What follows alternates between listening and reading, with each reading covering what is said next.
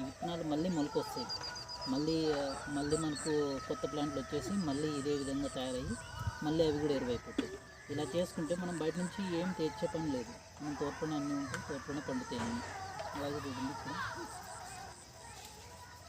మనకు వంకాయలు రెడీగా ఉన్నాయి. రేపు మేము ఇళ్ళకి ఇచ్చే వాటిలో ఇవి కూడా ఉంటాయి, హార్వెస్ట్ చేస్తాము, ఇవి కూడా ఇస్తాం మేము. ఎందుకంటే 100% న్యాచురల్ ఫుడ్ తినాలి అనే ఉద్దేశంతోనే మేము ఇదంతా చేస్తున్నాము. ఫర్దర్గా అయితే అన్ని వెజిటేబుల్స్ గురించి మీకు వీడియోస్ అప్లోడ్ చేస్తాను. దాదాపుగా ఒక ఫ్యామిలీ ఏం తింటుందో ప్రతిదీ మేము ప్రొడక్షన్ చేసి కస్టమర్స్కి ఇవ్వాలనే ఉద్దేశంతో చేస్తున్నాము.